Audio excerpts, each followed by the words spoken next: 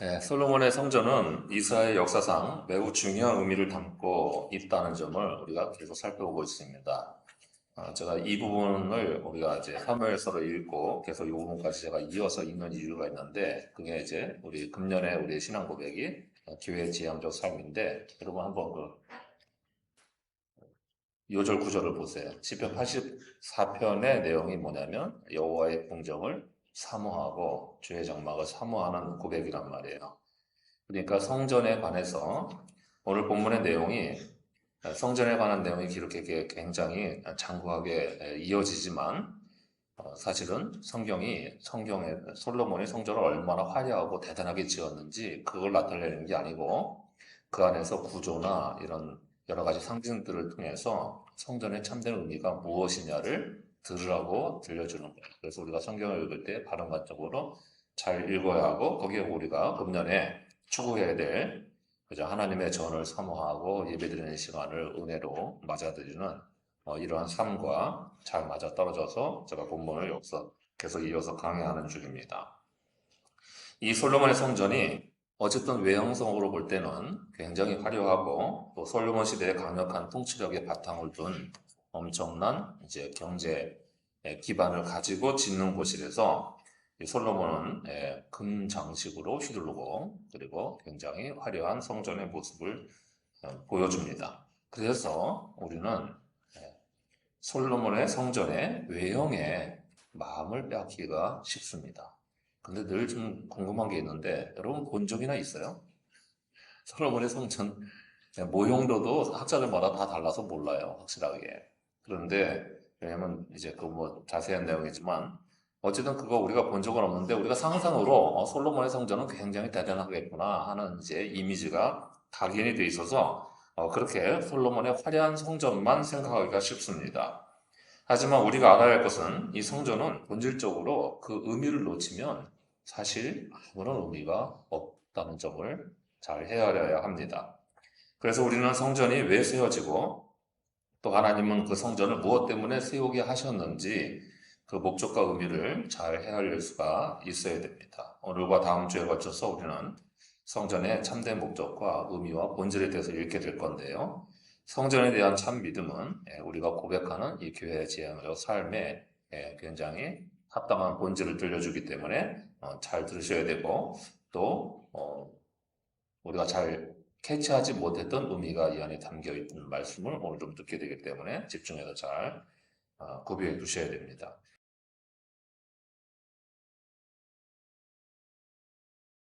1절을 보시면 솔로몬의 성전 건축 기사가 시작되기 전에 특별한 연대 표시가 남겨져 있습니다. 그 출애굽한 지 480년 차에 성전 건축이 시작되었다고 하는 거예요. 성경이 이런 연대를 남기는 이유가 있습니다. 곧 이스라엘이 출애굽할 때에 하나님께서 바로에게 모세를 보내셔서 출애굽해야 될 이유와 목적을 뭐라고 대라고 말했냐면, 우리가 먼 곳에 떨어져서 애굽 사람들이 있는 곳에서 제사드리고 하나님께 예배드리면 그게 가증히 여김을 받아서 미움을 받을 가능성이 있기 때문에 멀리 나가서 4일 동안 밖에 나가서 하나님께 제사를 드리기 위함이라고 명분을 대라는 지시를 받았기 때문에 그래요. 그러니까 출애굽의 목적이 하나님께 제사 드리기 위함이었다는 것을 우리는 알아야 됩니다.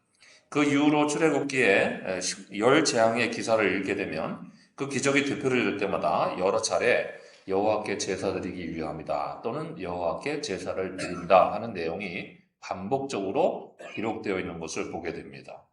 게다가 모세가 출애굽에 성공하고 난 다음에는 하나님을 찬양하는 고백문에서 출애굽의 목적이 더 분명하게 고백되는데, 출애굽기 15장 13절에 이렇게 기록하고 있습니다.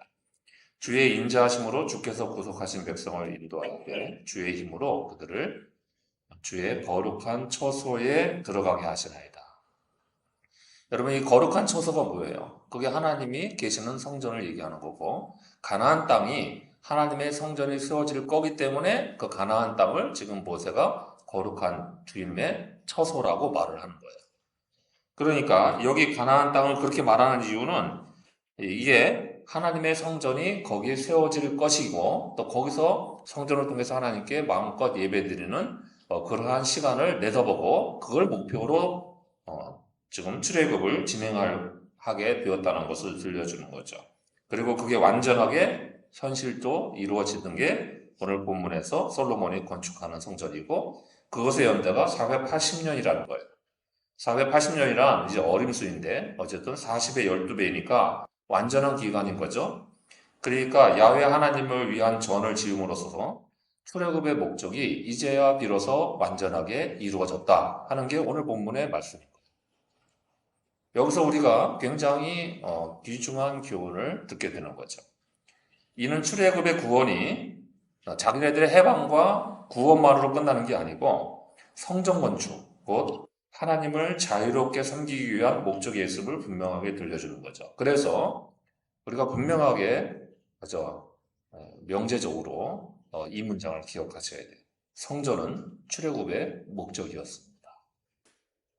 성전은 구원받은 목적이라는 거예요. 구원의 목적이라는 거예요.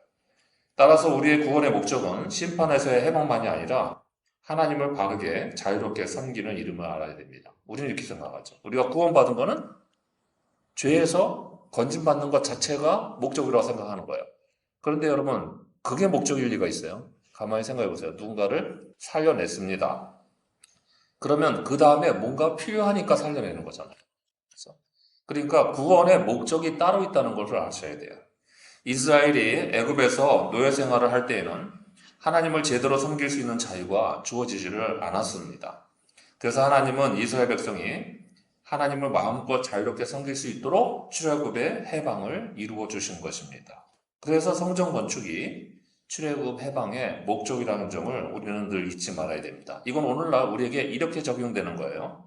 곧 하나님이 우리를 구원하신 목적은 우리가 죄의 심판에서 멸망당하지 않고 하늘나라에 들어가게 하는 데 있는 게 아니고 그건 여러분 현재 일어난 현재 사실이에요. 그리고 관문이에요.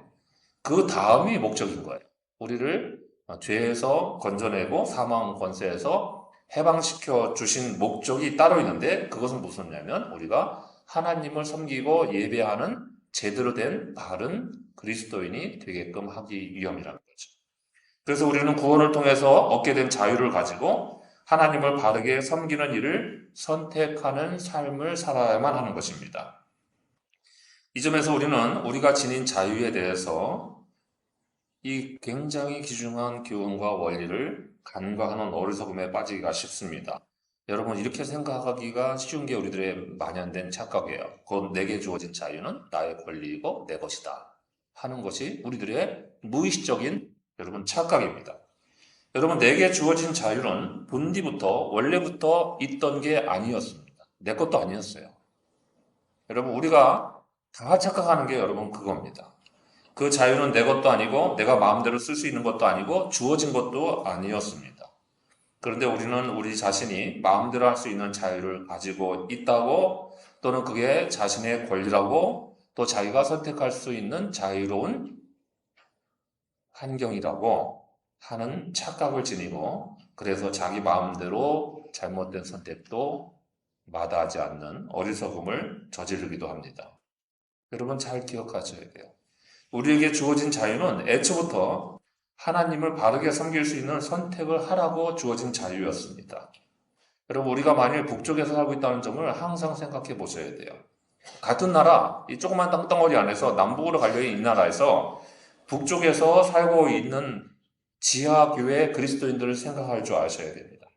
거기서 한번 예배 한번 몰래 드리기가 얼마나 힘든지를 생각을 해보세요.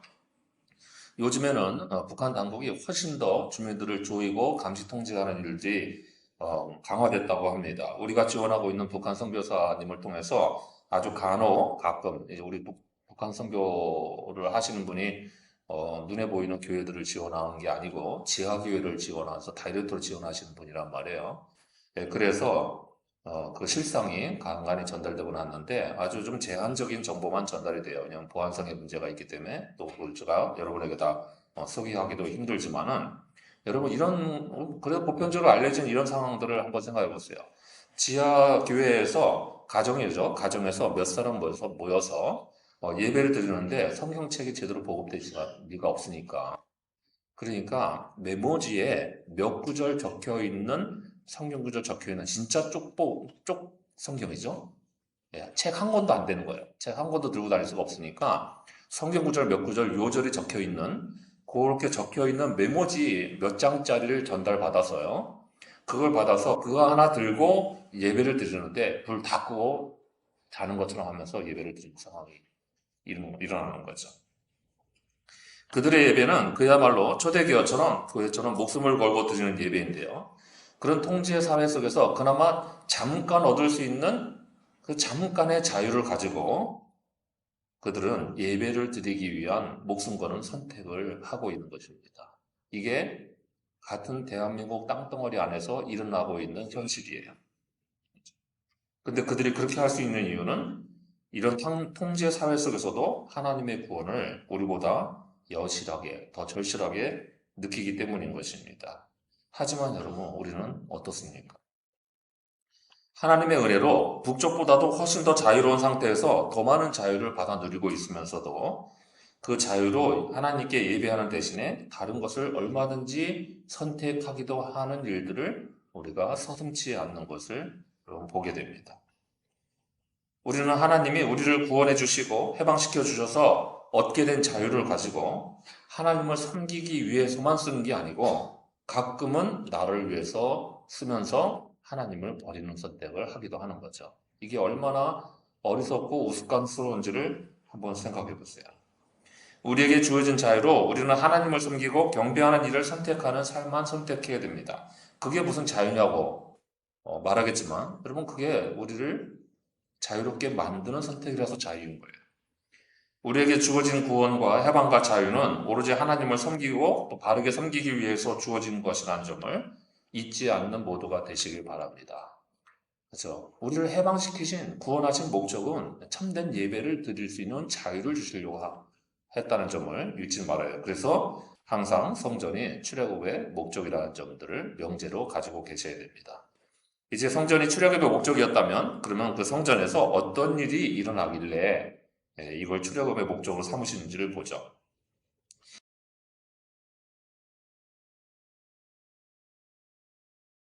이제부터는 성전의 규모와 구조를 어떻게 건축하고 있는지에 관한 설명이 이어집니다. 그런데 실제로 보면 그 성전 건축을 할 때의 공사 작업 소리가 성전 안에서는 들리지 않도록 모두 외부에서 다듬는 과정을 진행했다고 합니다. 이거 보물살피기 질문에 올려놨는데 그 대답들을 이렇게 하신 분들이 계세요. 왜 그랬을까요? 제가 물었더니 밖에서 돌 떠왔으니까 소리가 안 났죠. 이렇게 대답하는 분이 계세요. 네, 그걸 제가 물은 거라고 진짜 생각하세요? 그래서 네, 그동안 본무살피기 질문이 너무 쉽게 진행이 돼가지고요. 목사님이 아주 쉬운 걸 또 물어보시는구나 이렇게 생각하고 그렇게 대답을 한 것 같아요. 근데 가끔 어려워져요. 그럼 이렇게 하는 이유는 특별히 하나님의 제단을 지을 때는 다름을 돈을 써서는 안 된다는 율법 규정이 있었기 때문입니다. 그러니까 이 규정의 정신은 뭐냐면 사람의 손이 타지 않은 순수하게 자연적인 것만 가지고 하나님의 거룩함을 지켜야 하기 때문에 사람의 손이 타면 부정하다는 거예요. 그러니까 율법 규정에 그런 내용이 있는 거죠. 그러니까 성전 바깥에서 떠올 수 있는 어차피 돌을 뜨려면 채석을 해야 되잖아요. 그러니까 돌을 뜨는 것까지는 하는데 그러는데 성전 안에 들어와서는 공사하는 과정조차도 사람의 손이 타는 소리가 나서는 안 된다는 거예요. 왜냐하면 성전의 제단은 하나님과 가장 가까이 만나는 장소이기 때문에 그것은 늘 하나님의 거룩하신 임재가 있는 곳이라고 여겨져서 그 거룩함을 보존해야 된다는 거죠. 그리고 그 거룩함을 보존하기 위한 장소가 바로 성전이라는 거예요. 성전은 거룩함을 보존하기 위해서 세워진 것입니다. 여러분 그게 성전의 어떠한 외형과 그죠? 눈에 보이는 건축물보다도 더 중요한 의미인 거예요. 거룩함을 보존시킨다는 것은 다음에 두 가지 양면적인 의미를 지닙니다. 첫째는 하나님의 거룩함을 훼손하지 않도록 그거를 잘 보존해서 영광을 돌려야 되고요. 두 번째는 그렇죠? 그렇기 때문에 우리 자신도 거룩하게 되어야 되는 거죠. 왜냐하면 우리가 거룩하지 못한 채로 하나님께 예배드리러 나오면 하나님의 거룩함에 누가 되는 일을 하는 거잖아요. 그렇죠? 그러니까 두 개가 다 같은 이야기인 거예요. 교회에 와서 예배 드릴 때 우리가 거룩한 마음으로 오지 않으면 그 예배와 찬양이 하나님을 높여드리는 그 모든 것들이 역기 되는 거예요. 그렇죠? 자신을 돌아보지 아니하고 예배 드리는 것은 하나님을 모욕하는 일이 된다는 거예요. 오히려. 그렇기 때문에 이게 같은 거예요. 그러니까 하나님의 거룩함도 보존해야 되고 지켜드려야 되고 우리도 그래서 거룩해야만 성전은 하나님과의 교제와 예배와 섬김이 아름답게 이루어지는 것이 되는 것입니다. 성전은 거룩하신 하나님을 만나는 장소이자 그곳에서 제사 드리는 시간이 그 자체가 거룩한 시간입니다. 그래서 성전에 나아가는 것은 오늘날 우리가 바로 하나님을 만나기 위해서 예배 드리러 오는 거잖아요. 우리가 오늘날 성전 지어놓고 거기서 제사를 드리는 건 아니니까. 예배를 대신 드리잖아요. 그런데 오늘날 세대가 거듭될수록 예배가 이렇게 거룩한 하나님을 만나러 오는 시간이고, 그리고 이게 거룩한 장소이고 거룩한 시간이라는 것 자체의 개념이 없어지는 것 같아요. 예배 시간에 그 거룩함을 지키고 유지하지 못한다면 여러분 그게 어떻게 예배가 될 수 있는지를 생각을 해보세요. 예배가 안 되는 거예요. 그죠? 우리가 내면의 거룩함을 갖추어서 예배드리러 오지 아니하면 그 예배는 예배드리는 시간이 다 무용인 거예요. 오히려 그죠? 상대방에게 모욕이 되는 시간인 거죠. 거룩함을 보존하지 못하는 예배는 참다운 예배가 아니라 그냥 종교 생활을 하는 겁니다. 만일 여러분에게 거룩함의 느낌과 자세가 없다면 오늘 우리가 이렇게 예배 드렸는데 찬양을 드릴 때 하나님께 내 영혼이 맞닿는 느낌이 없고요. 그 다음에 예배 드리는 시간 동안에 이 거룩한 하나님의 말씀을 듣고 이 거룩한 시간에 거룩한 영적인 참여가 있다는 느낌이 없다면 여러분 그냥 무당 불러서 구슬하는 것과 마찬가지인 거예요. 여러분 그게 종교 생활을 한다는 거죠. 종교 생활과 예배 생활은 완전히 다른 말이라죠. 성전은 죄를 해결하고 거룩함을 보존하기 위해서 나아가는 곳입니다. 오늘날 우리 예배 시간에 바로 이 세상에서 묵은 때를 걸러내고 씻어내고 다시 정결함을 입고 거룩한 시간에 다시 들어오는 거죠. 그래서 계속 그 거룩한 시간이 채워져야 세상에 나가서 세상에 찍기에 오염이 덜 되는 거예요. 그런데 이런 예배 시간을 세상의 시간과 동일하게 여기거나 또는 더 오히려 하찮게 여겨서 예배 시간에 세상 일을 하는 선택을 하게 되는 경우들을 우리가 종종 보게 되는 거죠. 어느 교회든지 그런 교인들이 다 외곽에 아서에 존재하는데 어쨌든 교회 공동체가 조그마할 때는 우리가 좀 더 트라이 해볼 수 있는 면들이 있잖아요. 조금 더 썬데이 크리스찬을 줄이고 비율을 줄이고 좀 더 예배에 철저한 교우들로 꽉 채우는 게 그렇죠. 우리가 뭐 모든 목회자가 그러겠지만은 교인 100%가 다 이렇게 생활할 수 있는 공동체가 되면 좋겠죠. 현실적으로 불가능하지만 그럴 수 있으면 정말 그게 하나님 보시기에 아름다운 교회로 인정을 받을 수 있겠죠. 근데 우리가 거기까지는 어림도 없어요. 그렇게 하게 되면 새신자가 존재할 수가 없으니까요. 그렇죠? 새신자는 늘 신앙적으로 아직 예배 생활에 튼실하지 못할 수가 있는데 그렇기 때문에 그거는 불가능해요. 하지만 프로테지를 높이는 순도를 높이는 일들은 우리가 애써 볼 수 있는 거잖아요. 그래서 예배에 관해서 굉장히 중요하게 생각해야 됩니다. 우리가 교회 지향적 삶은 예배 중심적 삶이라고 바꿔서 얘기해도 똑같은 얘기인 거예요. 우리는 하나님을 정기적으로 만나는 예배 시간이 없으면 언제나 그 부패를 막을 수가 없습니다. 냄새가 나요. 그리고 경건을 절대로 이룰 수가 없습니다. 자, 여러분 제가 하여튼 저희 아버지 치매가 걸려서 모시고 있잖아요. 그런데 정기적으로 기저귀 안 갈아드리면 뭐 그냥 가만히 계셔도 냄새가 보통 나는 게 아니잖아요. 그래서 제가 저희 집에 손님을 못 받아요 이제. 집안에 뭐 변 냄새가 가득해서. 그래서 어쨌든 그러는데 그러니까 제 아내는 이제 저는 귀찮아 죽겠는데 냄새 날 때마다 가르라고 하는 거죠. 저는 정해놨어요 이제 하루에 한 번만 갈기로. 그런데 두 번 갈아야 하는 상황이 발생할 수도 있잖아요. 여러분 그런데 제가 저희 아버지 보면서 이 생각하게 됩니다. 우리가 예배에 집중하지 못하고 예배드리게 되면 하나님이 우리를 똑같은 냄새를 맡으실 거 아닌가 하는 생각을 하는 거죠. 여러분 그 육신의 냄새는 그까짓 거 뭐 씻겨드리고 기저귀 갈아드리면 되는 거 아니에요. 근데 영혼의 냄새는 여러분 어떻게 막습니까? 다 퍼지는데. 여러분, 치매 때문에 일어나는 변 냄새만 우리 코에 민감하게 느껴지는 걸까요? 영적으로 부패한 사람의 냄새는 더 역겹게 느껴질 수도 있는 겁니다. 하물며 자기를 예배하러 온다는 사람들의 내면이 다 들여다보이는 분의 입장에서는 여러분 어떨 것 같아요? 우리는 사실 치매 걸린 노인네 냄새 나는 거 뭐라고 할 수 있을 처지가 전혀 못 되는 영적인 부패를 안고 있는 사람들입니다. 계속 부패해요. 세상에 나가 살면서 더 부패합니다. 교회 안에서 목회자들도 부패하는데 여러분 세상에 나가서 세상과 섞여 살면서 부패하지 않을 수가 있겠어요. 여러분 이런 부패와 냄새들이 가득 채워 있고 자기중심적이고 이기적이면서 합리화를 하고 변명하는 이런 오늘 뭐 집사님 기도 잘해 주셨는데 이런 모습들이 우리 내면에 계속 채워져 있잖아요. 우리가 인식을 안 하려고 하고 무감각하게 자꾸 외면하고 싶은 사실이지만 절대로 부정할 수 없는 냄새나는 우리의 영혼들을 여러분 예배 시간이 아니면 어떻게 씻어냅니까? 어떻게 거룩하게 만들 수가 있겠어요? 이 세상에는 거룩한 삶과 부패하고 더러운 삶 두 가지 양태만 존재합니다. 중간 과정도 없고요. 제3의 형태도 없어요. 거룩한 삶을 사는지 부패하는 삶을 사는지 두 종류의 삶밖에 없어요. 그런데 거룩한 삶과 영혼을 추구하지 않으면 여러분 그 자체로 부패하고 더러운 삶을 삽니다. 여러분 냄새나는 짓을 해서 냄새가 나는 게 아니고요. 가만히 있어도 냄새나는 상황이 되는 거예요. 이게 우리의 삶이잖아요. 그렇죠?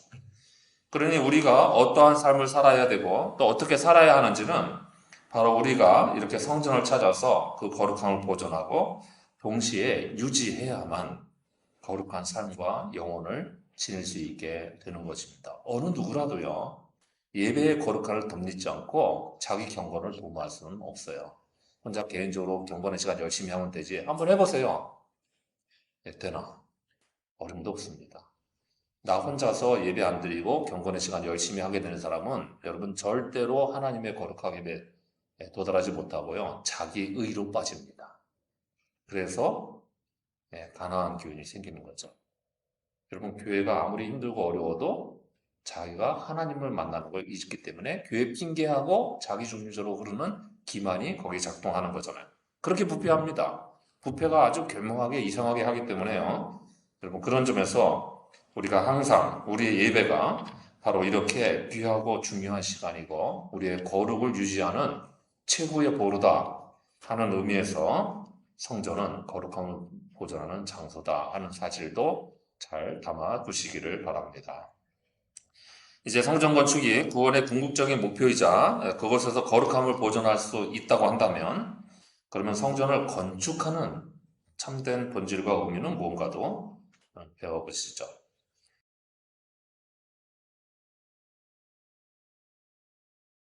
12절을 보면 내가 지금 이 성전을 건축하니 이렇게 하는 하나님의 말씀이 들립니다. 그런데 여러분 조금만 상상력을 동원해서 이 본문을 읽어보세요. 개역 개정판이 상상력을 동원하기가 쉽지는 않은데 한번 이렇게 읽어보시면 여러분 이렇게 앞뒤 문맥을 좀 앞절과 뒷절을 이렇게 좀 가만히 이렇게 보세요. 자, 솔로몬이 열심히 성전을 건축하는 중이고요. 자기는 자기 딴은 정성을 다해서 온갖 금을 다 사다가 그 굉장히 귀한 백합목을 수입해다가 장인들을 불러다가 어쨌든 최선을 다해서 왕이 할 수 있는 모든 에너지와 힘을 동원해서 성전을 열심히 짓고 있는 중입니다.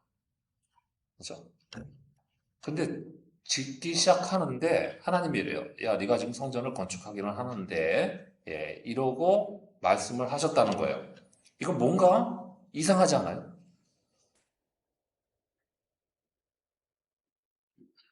이상하다고 해야 이상해지냐 말이죠. 이상하지 않으세요? 이상하잖아요. 그러니까 제가 쉽게 설명을 드려보세요. 자, 우리 어, 이경호 권사님이 저를 한번 대접을 하려고 막 그 음식 막 여기저기 가져오고 특산물 좀 수입한 거 갖다가 준비해가지고 마련해가지고 막 밥상 차리고 이러고 있는데 그런데 제가 이렇게 말합니다. 권사님이 밥상을 잘 차리기는 하는데 말이지만 이러고 단서를 붙이기 시작하면 뭔가 삐딱한 거죠. 뭔가 이상한 거예요. 이상하다고 하시고 읽을 줄 알아야 돼요. 여러분 왜 그러냐면 하나님은 성전 건축의 의미가 제대로 이해되기를 바라시고요. 아무리 훌륭한 성전이라도 그 의미와 본질을 제대로 갖추지 못하면 모두 소용이 없기 때문에 특별히 솔로몬의 성전이 대단히 눈에 보이기에 대단해 보이니까 보일 거니까 하나님 입장에서 거기 현혹되면 안 된다라고 주의사항을 남기시려고 토를 다시는 중이단 말이에요. 이건 그냥 토를 다는 거예요. 그 솔로몬이 하나님의 법도와 계명을 지켜 행하면 그 아버지 다윗에게 주신 언약이 지켜질 거고, 그리고 하나님도 이스라엘 백성 가운데 거하시면서 이스라엘 버린 일은 없겠지만, 여러분 이렇게 얘기합니다. 그런데 만일 그렇지 않다면 다윗 언약도 다 무소용이고 이스라엘 백성도 내가 버린다 이 말이에요. 그러니까 이거 아까 말씀하셨죠. 열심히 밥상 차리고 있는데 밥을 잘 차려주시기는 하는데 권사님이 그렇게 행하면 내가 얼마든지 버릴 수 있다. 이렇게 말하는 거예요 지금. 하나님의 말씀에 순종하고 바르게 살아야 내가 이 대접도 마음껏 받지. 이렇게 단서 조항을 달았다 이 말이에요. 그런 거죠. 죄송합니다, 목사님. 여러분, 그러니까 아무리 성전을 화려하게 지어도 결국 그 성전의 효력은 하나님의 계명에 순종할 때에만 나타나는 거지. 하나님의 계명에 순종하지 않으면 그 성전의 효력은 없어진단 말이에요. 쓸모가 없어지는 거야. 성전 건축의 참된 본질의 의미는, 그죠? 성전을 짓는 참된 본질의 의미는 바로 하나님과의 관계를 바르게 함에 있는 거단 말이에요. 하나님의 관계를 바르게 하려고 성전을 지어야 그게 바른 성전이다 이 말이죠. 그러니까 성전 건축이나 성전 자체가 하나님이 가까이 계신다는 것을 보장하는 게 아니라는 말씀입니다. 왜 하나님께서 솔로몬이 성전을 건축하는 도중에 이런 경계의 말씀을 주셨을까요? 성전이 지금 모두 금으로 둘려지고 있는 상황입니다. 하지만 여러분 분명하게 들려주는 메시지가 있는 거죠. 이런 금이 우리의 안전을 보장하는 게 아닙니다. 여러분 금이 뭐예요? 만몬이잖아요. 만몬. 금으로 둘렀다고 하나님이 거기 임재하시는 것을 보장하는 것도 아니고 또 우리가 하나님의 보호를 받는다는 보장이 금에 있는 것도 아닙니다. 심지어 성전 건물 자체에 있는 것도 아닌 거예요. 그런 점에서 공동번역은 이 구절을 12절의 말씀을 이렇게 표현하고 있는데 이게 원래 히브리 본문이 여기 손상됐다고 되어 있는데요. 이 히브리 본문에서 원래 이 본문에 나타나고 있는 문장의 그 구조적인 의미론적인 의미가 가장 공동번역이 잘 표현했어요. 이게 정말 공동번역이 신기하게 이걸 어떻게 이렇게 번역했는지 모르겠는데요. 다른 데 번역하는 거 보면 영 좀 마음에 안 드는데 이런 부분에서는 뜬금없이 굉장히 잘해요. 왜냐면 이제 그 이코노믹 다이내믹 이퀴밸런스라고 동등가 역으로 번역을 하기 때문에 어쨌든 근데 이렇게 번역을 해놨어요. 내가 짓는 이 집 말인데 하고 점점점 해놨습니다. 제일 번역을 잘한 거예요. 그러니까 지금 뒤에 뭔가를 남기는 거죠. 내가 짓는 이 집 말인데 그런데 이러는 거죠. 이거에 하나님의 마음을 정확하게 표현한 번역이고 또 다른 영어 성경들도 이렇게 번역을 했어요. 공동 번역이 혼자 한 일은 아닌 것 같고 다른 영어 성경들 번역을 참고해서 이렇게 잘 번역을 한 것 같아요. 이게 하나님께서 무언가 높아심을 들려주는 거죠. 솔로몬이 화려한 금으로 성전을 잘 지어놓고는 그것으로 다 되었다고 생각하실까봐 미리 걱정하시는 겁니다. 이런 잘못에 대해서 하나님은 예레미야 선지자를 통해서 분명한 경고를 훗날 또 선포하십니다. 예레미야 7장 4절 이하에 있어요. 그거 오늘 예배 마친 다음에 메모해 두시고 집에 가서 한번 한 29절 정도를 잘 읽어보세요. 7장 4절 이하에. 너희는 이것이 여호와의 성전이라, 여호와의 성전이라, 여호와의 성전이라 세 번이나 반복하는 말을 들려주죠. 하는 거짓말을 믿지 말라. 예루살렘 성전을 놓고 이게 여호와의 성전이다. 그러니까 우리는 안전해. 이 말은 믿지 말라. 또 이런 말씀도 합니다. 너희가 도둑질하며 살인하며 간음하며 거짓 맹세하며 바알에게 분향하며 너희가 알지 못하는 다른 신들을 따르면서 내 이름으로 일컬음을 받는 이 집에 들어와서 내 앞에 서서 말하기를 우리가 구원을 얻었나이다 하나 이건 다 가증한 일을 행하려 합니다. 이렇게 분명하게 정리해주고 계십니다. 당시 이스라엘 백성들이 자기네에게 성전이 있으니까 우리는 절대로 망할 일이 없어. 그리고 우리가 바알에게만 가는 게 아니고 그 성전에도 가잖아. 예, 하나님께도 예배 드리니까. 예, 이렇게 착각을 하고 있었다는 거예요. 그리고 여러분, 이게 이상하게 보이죠, 여러분? 어떻게 바알 숭배를 하면서 하나님 숭배를 할까요? 근데 그 당시에, 그건 그 당시의 문화이고요. 오늘날 우리도 똑같이 합니다. 여러분, 우리가 한번 생각해 보세요. 하나님의 영광이 성전의 높은 꼭대기에 있을까요? 하나님의 영광은 우리가 하나님을 위하여 하나님의 뜻대로 이 땅에서 선을 행하고 긍휼과 정의를 함께 행하고 그리고 십자가의 낮은 자리에서 희생을 할 때에 나타나는 거죠. 그러면 성전이 성전다웠게 됩니다. 비록 상가 건물에서 예배드리지만 여러분 그게 하나님 보시기에 굉장히 아름다운 성전이 되는 거예요. 하지만 성전 건축하는데 천문학적인 비용을 들이면서도 실제로는 하나님이 가장 중요하게 여기시는 하나님의 말씀과 계명에 대해서는 너무 하찮게 여깁니다. 세간의 지탄을 받는 거죠. 불법 구조물을 세워서 철거를 해야 되고 법원의 판결을 받고 이게 무슨 일입니까? 그래서 오늘날 현대 그리스도인들이 신앙적인 모습을 한마디로 이렇게 규정하기도 합니다. 여러분 잘 들어보세요. 하나님을 하찮게 여긴다. 이게 오늘날 현대 그리스도인들의 신앙생활의 모습이라는 거예요. 하나님을 매우 하찮게 생각을 합니다. 하나님께 예배드리는 시간을 친구나 자기가 하고 싶은 일과 바꾸는 일을 하면서 자기가 하나님을 하찮게 여긴다고 생각하지 않는 게 하찮게 여기는 거예요. 그게 대표적인 거죠. 그러면서도 자신들은 성전을 곁에 두고는 사는 사람들이니까 우리가 보통 때는 예배드려 나오잖아. 한 번, 1년에 한 번 어쩌다가 나를 위해서 빼먹은 거지 라고 생각을 하는 거예요. 그러면서 자기는 하나님을 섬긴다고 착각을 합니다. 그리고 하나님께 예배드리고 예배 생활을 끊임없이 이어가고 있으니까 안전할 것이라고 생각하는 거죠. 자신들이 그래도 교회 몇 번씩은 나가고 있으니까. 그래도 뭐 별일 없으면 교회 가니까. 자신들은 별일 없이 잘 살 수 있을 거라고 막연하게나마 여기고 있는 거죠. 여러분, 얼마나 하나님을 우습게 여기면 이런 생각들을 하고 살까요? 우리가 그 점을 한번 돌아볼 줄 알아야 되겠죠. 그런 이들에게는 결코 안정과 평안과 구원이 없는 것입니다. 우리가 반복해서 듣고 기억해야 될 내용으로 이렇게 크게 화려한 성전을 지어놓고 대놓고 그 맞은편에서 우상 숭배를 하며 우상 신전을 세웠던 그리고 우상 숭배 속에서 돌이키지도 않고 죽어갔던 솔로몬을 기억해야 되겠죠. 여러분 얼마든지 이런 일이 일어날 수 있다는 거예요. 이스라엘 성전은 역사적으로 모두 세 개가 있었습니다. 이제 외형적으로 보이는 뭐 첫 번째 장막 이런 거 빼놓고요. 근데 첫 번째 성전인 이 솔로몬의 성전은 바벨론 제국에게 파괴를 당해서 존재가 무너집니다. 그리고 세 번째 성전인 헤롯 성전도 결국 우리 주님께서 예고하신 대로 경고하신 대로 돌 하나도 돌 위에 남지 아니하고 로마 제국에게 철저하게 파괴당하고 말았습니다.